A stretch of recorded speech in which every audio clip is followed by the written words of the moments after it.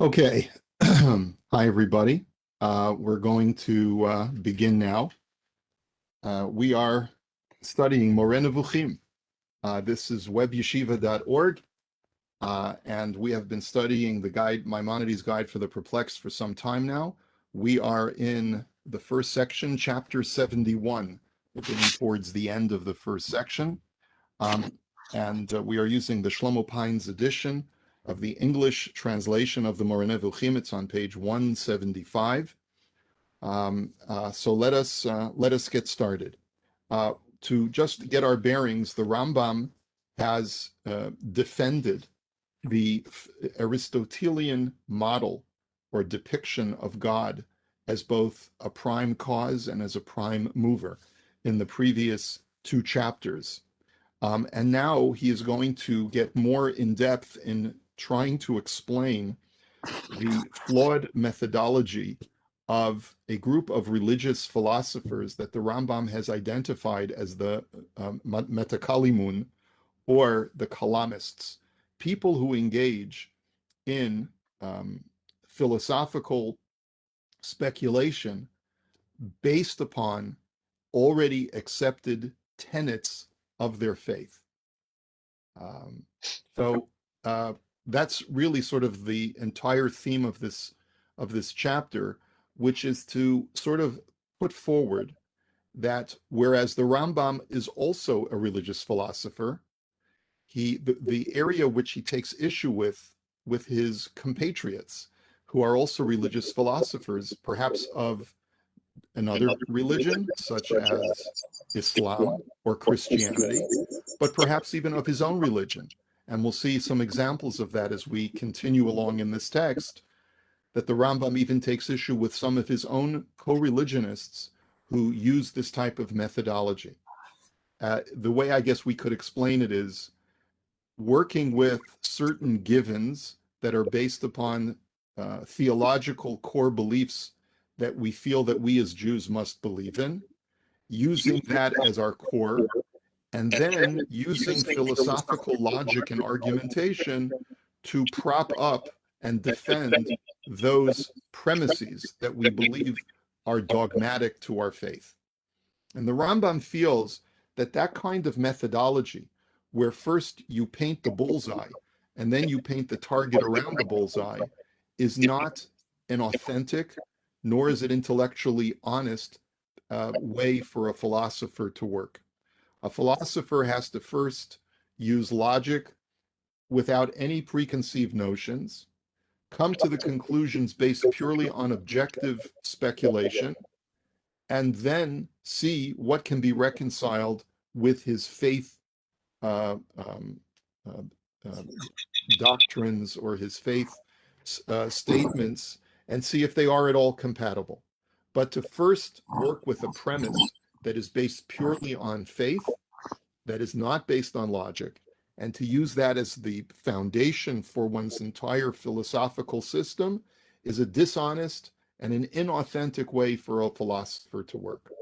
And them's fighting words, as they say. In other words, this is really quite a remarkable thing for the Rambam to engage in, which is to take on all of his contemporaries who are part of a faith community and say that you've got it all wrong.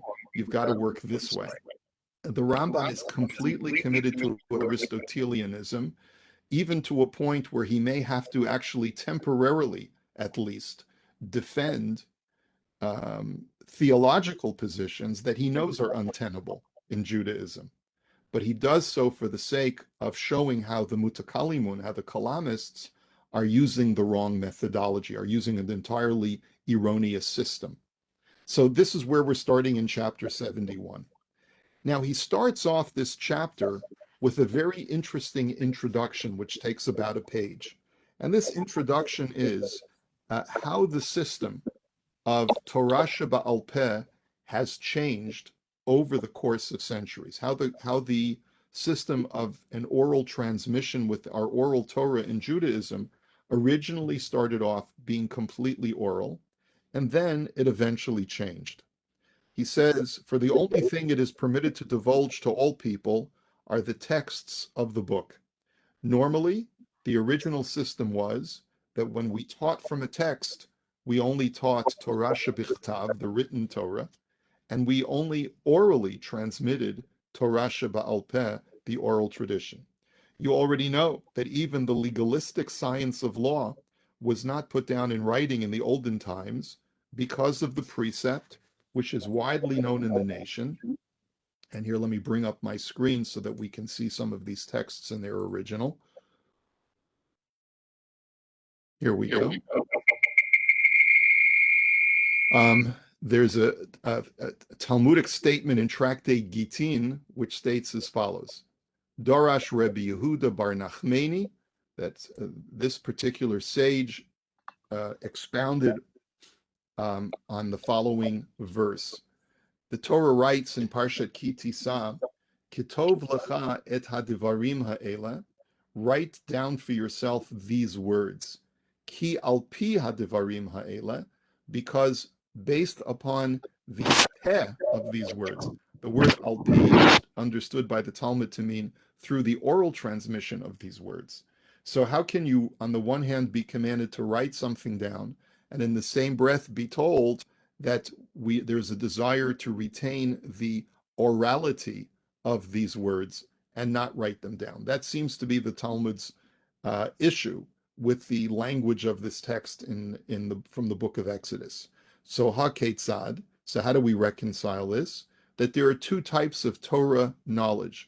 Dvarim shebichtav iata rashai la'omran al peh, words that were originally transmitted to the Jewish people textually, you are not allowed to say them by heart. And this is a separate law, that you're not supposed to quote scripture ba'al peh, by verbatim, just through recollection, lest you get it wrong. And therefore you have to be careful to always transmit written scripture in writing. And dvarim sheba'al peh iyata rashai la'omran bichtav. And things that are meant to remain oral, you do not have a right to transmit them in writing. Now, as we'll see, the Rambam explains the reason why the latter is true. Why is it that the rabbis have this tradition based on scripture, that when the Torah, the portions of Torah that are transmitted orally, and as we know, this is a major foundation of all of the Judaism that we practice today, that there are two Torahs, one is a written Torah and one is an oral Torah, Torah sheba'al peh. What is the reason why the rabbis were so concerned that this oral Torah should remain oral and should not be written down? So he says, top of page 176, this precept shows extreme wisdom with regard to the law, for it was meant to prevent what has ultimately come about in this respect. I mean, the multiplicity of opinions, the variety of schools, the confusions occurring in the expression of what is put down in writing, the negligence that accompanies what is written down, the divisions of the people who are separated into sects, and the production of confusion with regard to action. The Rambam essentially says the reason why the rabbis were so insistent that the oral Torah should remain oral is because once you commit something to writing, you no longer require there to be a face-to-face encounter between teacher and student, because the student may feel a sense of independence. I have the text, I can read it for myself. I no longer require any kind of teacher to guide me in the meaning of the text. What ultimately results from this is a corruption of the original text, and that's not something that will be helpful in knowing what to do, because ultimately the Rambam writes the whole reason why through the ages, at one point in Jewish history, there was nothing, there was no machloket, there was no dispute about halachic practice, about how Jews should live their lives. It was only after generations of erosion that there started to, that machloket began. And it was based upon that, because there was a preponderance of machloket, of disputes about different halachic practices. Some of them had already been passed down and forgotten. And some of them involved new situations based on new social realities, new technology realities that required interpretation. And in a vacuum of prophecy, when prophecy was no longer extant, it was no longer possible to ask God what to do. And so the rabbis, by necessity, had to assemble in the sun and address each one of these questions and come to some conclusion. The Rambam, in his Hakdama, in his introduction to the Mishnah Torah, describes this process in great detail. And he basically states, and this is in source number 2 in your handout, we won't go through it verbatim because it'll probably take us a little bit too long, but he essentially states that whenever there was a question in halacha as how to observe a particular Jewish practice, the protocol was that the question was submitted to the Sanhedrin. It was submitted to an ultimate authority that would be the final arbiter on how to practice the law. And this worked fine. Even after the cessation of prophecy, when we couldn't ask God any longer, we would go to the Sanhedrin, they would deliberate on the matter, and they would issue a ruling. And so there originally, certainly during the Second Temple period, for a large portion of the Second Temple period, there was no dispute. Everyone knew exactly what they were supposed to do. There was one law, there was one governing body that would be the final arbiter of the law, and there was no dispute. There was no Rebbe Meir, there was no Rebbe Akiva. Everyone knew what to do. There was no machlokas at all.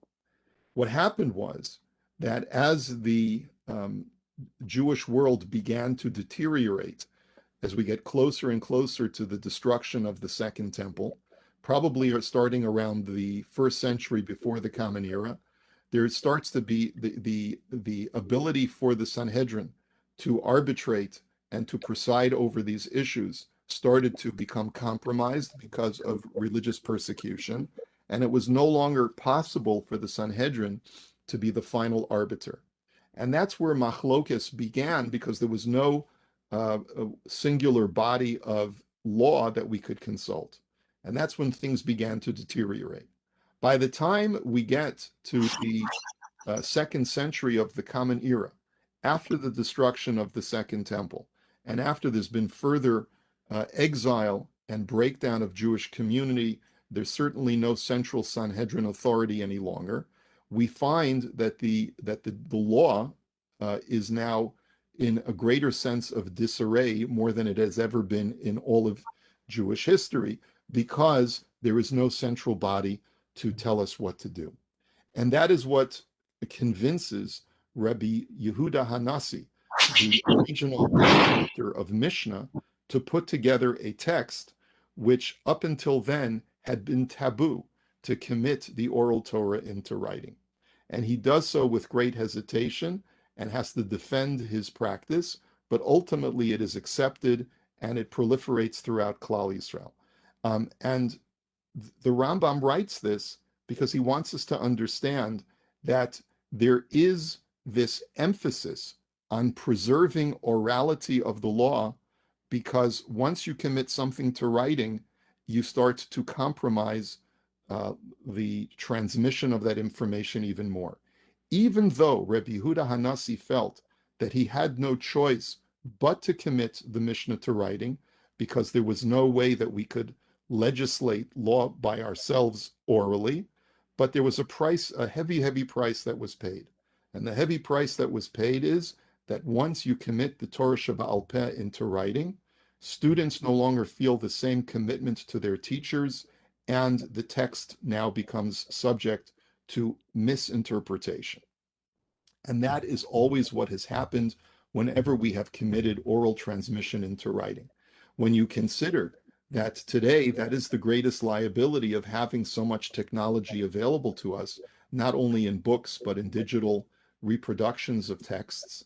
The biggest problem is that there's been so much misinterpretation of ancient and medieval texts, for the simple reason is that it is no longer being taught orally from teacher to student, and therefore it is subject to all different kinds of interpretation, reinterpretation, misinterpretation, modernists, postmodernists, postmodernists. Everyone's got their own spin and analysis of what these writers from a different era actually meant.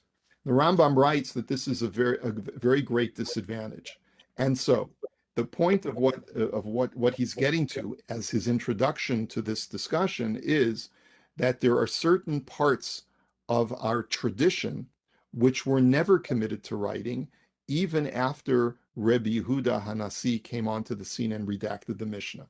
The only thing that Rebbe Yehuda Hanasi redacted was how to live Judaism according to halakha, according to the law, according to the laws of Judaism, how to perform the mitzvot. But there was something much more esoteric that Rebbe Yehuda Hanasi felt still needed to remain in its oral form and should not be committed to writing. And that, the Rambam writes, is what he calls, he says, if we continue down a little bit in this paragraph, he says that these are what are called the mysteries of the Torah. And if you look at source number 4, Amar Rebbe Ami, this is a quote from Tractate Chagiga, Ein Mosrin Sitrei Torah, you may not transmit the secrets of the Torah unless a person who is your student possesses 5 traits.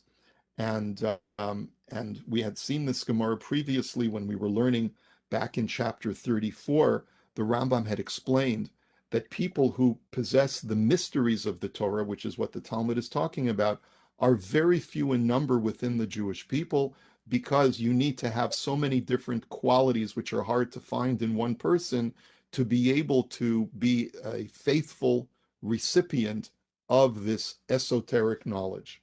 Now, what the Rambam means by this esoteric knowledge is really thematically what he's been discussing all along throughout Moreh Nevukhim, which he described already as Ma'aseh V'Reshit and Ma'aseh Merkava, basically the theology of Judaism, or the issues that deal with physics and metaphysics, if you want to use the Aristotelian terms, but talks about an explanation of philosophically of all of reality, including the metaphysical realm of the heavens and God himself. This is knowledge which is extremely esoteric. It is not capable of being understood by everyone. It can only be understood by a certain elite group of thinkers, of intellectuals. And therefore, Rebbe Yehuda Hanasi, even though he and his elite rabbinical colleagues possessed this knowledge, they still felt that it could not be committed to writing. So, based on that, this was the cause that necessitated the disappearance of the great roots of knowledge from the nation. This is what caused us to forget.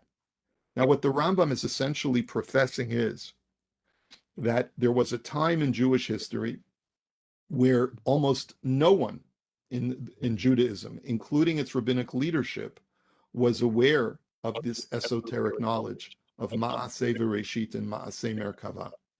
Fortunately, the Rambam is able to reconstruct it, and he feels that he has an authentic reconstruction of Ma'aseh V'Reshit and Ma'aseh Merkava because of his study of Aristotelian philosophy.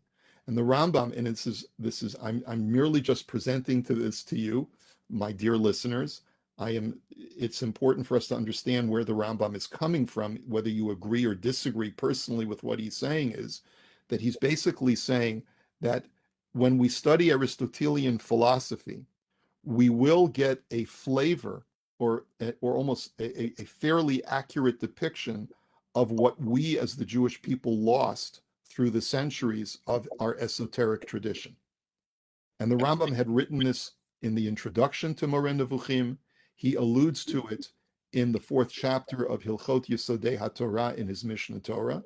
But basically, he believes that Aristotelian philosophy is, even though it may be repackaged, restated in different terminology, different nomenclature, but it is the most accurate depiction of our esoteric tradition that has been lost to us over the centuries. Now, how does the Rambam feel so confident in saying that? That's itself an issue that would have to be discussed, and why he feels so strongly about that. But this is his belief. And based on that belief, when he looks at other theologians of faith who try to explain their knowledge of Sitrei Torah, of these esoteric ideas, but he views them as having a distorted perspective because they have not used Aristotelianism, but if anything, they take the very basic, rudimentary, foundational ideas of their faith, which prima facie at face value are in opposition to Aristotelianism, and therefore conclude that we have to reject certain aspects of Aristotelian philosophy. The Rambam says this is a terrible mistake because you're throwing out the baby with the bathwater. Now, specifically, as we're going to see in this chapter, what the Rambam is going to be dealing with is the assertion, or sort of the postulate, the premise that all members of uh, Judaism, Islam, and Christianity believe, is that the world was created at some point by a God who inserted himself into time and space and created the world ex nihilo, out of nothing. And this is something that Aristotle could not reconcile philosophically, because he believed that the supreme being, as Aristotle, or the sort of the prime mover and the prime cause of everything, could not in any way be connected or associated with time or space. So to suggest that a creator at one point created, whereas a moment before there existed nothing, is to suggest that God in some way was lacking something. A completely supreme and perfect being needed this in order to complete himself, and that's problematic in and of itself. Or that he inserted himself in time is also problematic. So Aristotle's conclusion is that the world has always existed as it is. And Rabbi Yehuda Halevi in the Kuzari, who lives a half a century before the Rambam, really phrases this beautifully in the first essay of the Kuzari, which I have in English for you on the screen. The Kuzari says, and he's really dealing with issues of how do you deal with Greek philosophy? How do Jews contend with Greek philosophy? It seems to be so accurate in the way that it depicts science, in the way that it depicts the laws of physics, and so many other disciplines of knowledge, that it seems to be sort of so fundamentally accurate and correct. How can Jews take issue with any aspects of Greek philosophy? And he writes, just because Greeks were not part of this elite transmission of wisdom that we call our Torah, is that reason enough to reject Aristotle's great wisdom? That's the question of the Khazar king. And the rabbi answers in paragraph 65, yes, it is. Aristotle was forced to exert his mental efforts regarding the universe because he did not have any reliable tradition from his forefathers. He therefore contemplated the origin and end of the universe. It was very difficult for him to fathom a beginning to the universe, while at the same time it was difficult to fathom the theory of an eternal, timeless universe without beginning. Both are difficult to fathom. Both are difficult to reconcile. Both a creation that comes into being all of a sudden out of nothing, and also a creation that has existed eternally. But eventually, using reason alone as his guide, he decided to subscribe to the theory of eternal existence. He never saw any reason to ask earlier generations about the age of the universe or how mankind came into existence. Had Aristotle been a part of the nation that inherited a tradition of wisdom about creation, which was so thoroughly accepted and deeply embedded, he would have exerted his efforts towards strengthening belief in creation of the universe despite the philosophical difficulties, instead of strengthening his theory of eternal existence, which is actually riddled with even greater difficulties. This is the position of so many Jewish thinkers, that there is an equally cogent reason to subscribe to the claims of Judaism when it comes to describing reality and scientific reality, the age of the universe, the concept of creation, and so many other issues. And there are many logical reasons to reject them and to go with the way Aristotle concluded reality is. But what is the final arbiter? So for Rabbi Yehuda Halevi, the final arbiter is the authority of this divine transmission that was given to the Jewish people at Mount Sinai. And this, I believe, is what the Rambam is coming to counteract. The Rambam does not subscribe to this idea that there are equally cogent arguments to be made one way or the other. He believes that Aristotle was the most correct analyst of reality because he used a very disciplined system of logic that was completely stripped of any biases, prejudices, or any preconceived notions. And it's on that basis that he takes on his fellow co-religionists. And so therefore, if we go and start at the bottom of page 176, the Rambam writes as follows. As for that scanty bit of argument regarding the notion of the unity of God and regarding what depends on this notion, which you will find in the writings of some Gaonim and in those of the Karaites. So basically, he notes, says the Rambam, that there are people that have come before him that are part of his own faith, such as the Gaonim. And here it stands to reason that he's referring to Rebbe Saadia Gaon, who wrote his Emunot V'Deyot, which is a work on Jewish philosophy, which has a lot of similarities to the Rambam's work. But the Rambam's argument is that it is flawed based upon the fact that Rebbe Saadia Gaon used a methodology that worked based on premises of God's unity and creation and so forth, and worked and built his philosophy upon those religious premises. He says the Karaites did the same thing. Let me also point out before we go any further that the Rambam is also very much a believer that Chazal, our sages, in passages in Talmud and passages of Medrash, also subscribed to his system of Aristotelian philosophy, but that they covered and concealed these beliefs using certain stories and depictions because they deliberately wanted to obstruct the general public from having access to this information. So the Rambam says that even though we have retained the orality of a lot of this esoteric knowledge, the rabbis alluded to it in the Mishnah and in the Talmud itself that they committed to writing, but they did so in a very, very concealed fashion for the very reason of as to why it's vital to retain the orality of these sitrei Torah, of these secrets of the Torah. So basically, the Rambam, now getting back to his fellow co-religionists, the Gaonim and the Karaite community, which also engaged in philosophical speculation, the Rambam says they use the flawed system. And it is a flawed system based on the mutakalimun of Islam.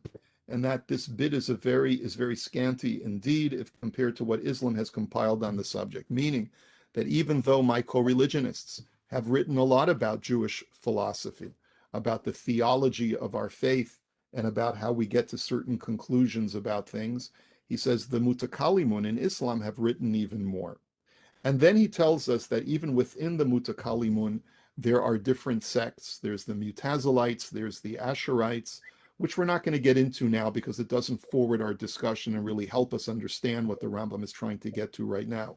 But his point is that our Jewish philosophers who came before me, they used the methodology that they copied from their Islamic contemporary philosophical thinkers called the Kalamists or the Mutakalimun, using the same flawed methodology of working with the premise and then creating a philosophy around the premise instead of the other way around. And then he says that even the later thinkers in Judaism, who he calls the Sephardim, who he calls the Spanish thinkers, as on page 177, the Andalusians, as Pine translates, among the people of our nation, all of them cling to the affirmations of the philosophers and incline to their opinions, insofar as these do not ruin the foundation of the law. In other words, they use the same methodology of the Kalamists. He may even be referring to Rebbe Yehuda Halevi in the Kuzari. Based on what we've just read, Rebbe Yehuda Halevi bases his acceptance of certain faith, of certain philosophical premises, purely based on the authority of our tradition, and says that has to be the central or starting point of where we begin to philosophize. And the Rambam may have problems with that. Rav Kafich in his commentary says that the Rambam is referring to specifically to Rabbi Shlomo ibn Gabirol, Rabbeinu Bechaya ibn Pakuda, who's the author of Chovot HaLevavot, and he believes Rabbi Moshe ibn Ezra. And this is based on his knowledge of certain letters that the Rambam had transmitted to his son, Rabbi Avraham ben HaRambam. But could the Rambam have been referring to Rabbi Yehuda Halevi as well? Quite possibly. But he says you will not find them in any way taking the paths of the Mutakalimun. In many things concerning the scanty matters of which the later ones among them had knowledge, they have therefore approximately the same doctrine that we set forth in this treatise. So what let me just correct myself. He's actually praising the later Spanish philosophers like himself. And he's saying that while some of them stick to the old ways, like Rabbi Sajigon and the Karaites, but many of my contemporary thinkers that have come before me, they seem to have gotten it right, and they will not follow in the ways of the Mutakalimun. So whether or not he counts Rabbi Yehuda Halevi in that category is unclear. Now we're going to start really getting into some of the real issues that the Rambam has with the Mutakalimun and their premises that he believes are mistaken. He first gives us a bit of a history of how Islam became associated with philosophical speculation. And he points out to us that this really began centuries before even the foundations of Islam with Christianity. Because as we know, Islam is a relatively recent religion, only starting in the 7th century. And this idea of combining philosophy with religion or trying to reconcile reason and faith is an endeavor that began long before the advent of Islam within Christianity. And so the Rambam says that the kalam type of thinking, which basically means that you take the word of your holy scriptures and then you use that as the premise to build your philosophy, has been around for a long time, even long before Islam. And he points to one of these Christian kalamists as John Philoponus, if you look on the bottom of page 177, who is from the 6th century, lives in Alexandria in the Middle East. And I'm just doing a little bit of cursory research. We note that this particular Christian theologian had spent a lot of his life explaining Aristotle and showing where Aristotle was mistaken based on certain premises that are based on Christian doctrine or dogma. And in 3 particular areas is where he had said that Aristotle was mistaken. First of all, when Aristotle depicts God as a prime cause, that depicts God as a transcendent being, as a transcendent God, which really can't be reconciled with the personal God of Christianity, who is depicted in the most human of terms, much more than Judaism is prepared to do. So that's one thing that Aristotle and Christianity cannot be reconciled. And in the second area, he argued against Aristotle's belief in the eternity of the world where there was no creation, which we've already discussed. And the third issue was that he argued against this concept called the active intellect, which we've also discussed in previous discussions. The idea of an active intellect suggests, although not necessarily, but it certainly suggests to a lot of religious thinkers that when we die, the thing that remains of us is our intellect, and our intellects, our individual intellects, go back to a large pool of general intellect. And so we lose what we talked about this last week, we lose that sense of individuation of the soul. Our souls are no longer individual entities, but rather go back to a pool of general intellect.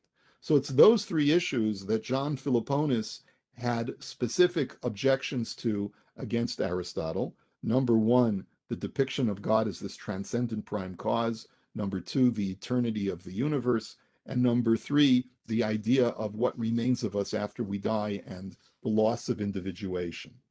And so the Rambam points out that he's going to have to, when he traces the history of how Kalam got started, he acknowledges, therefore, that it started with Christianity.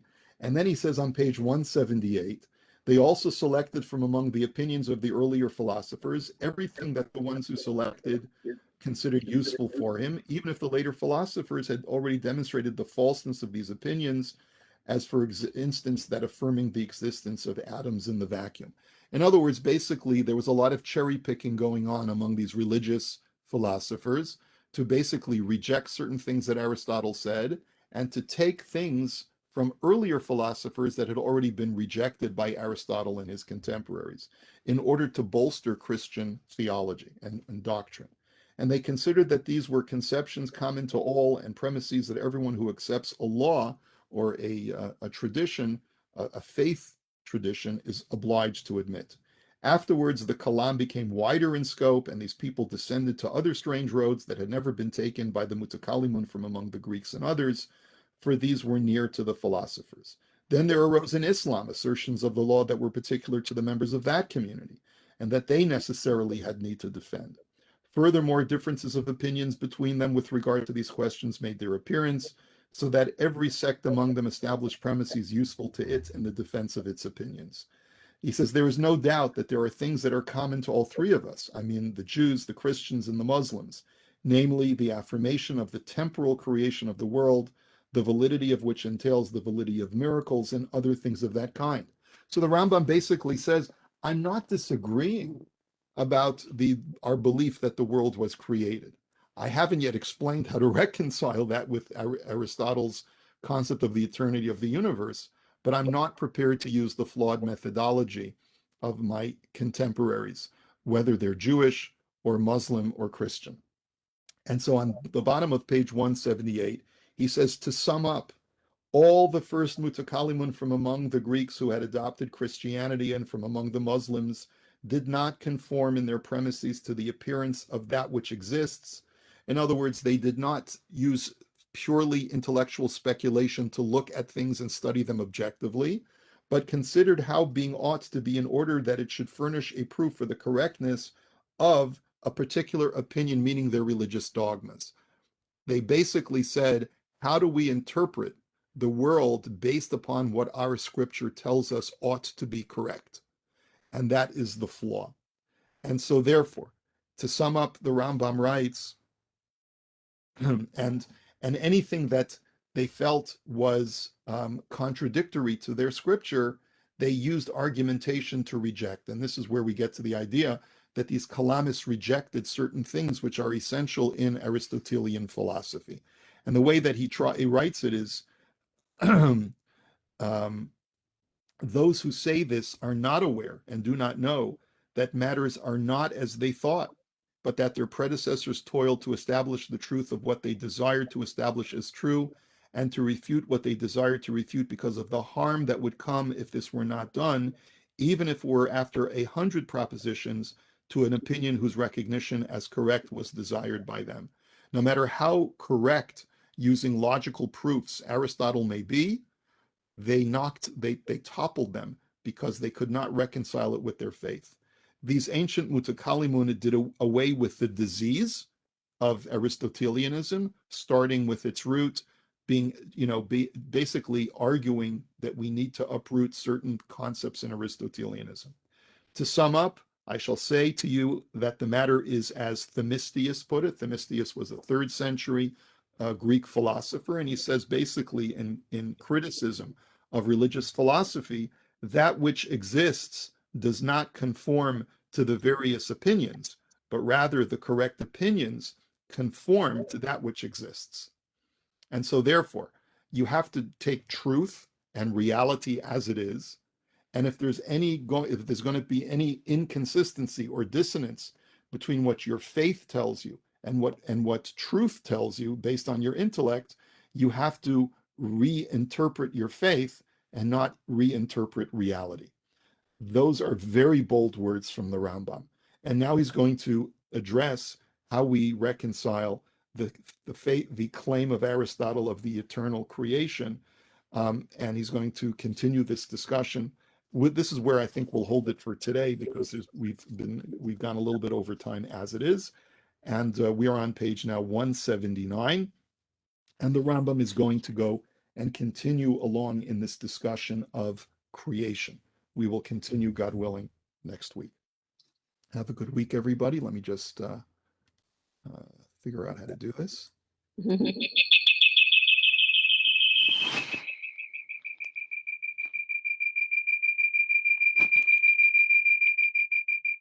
Okay.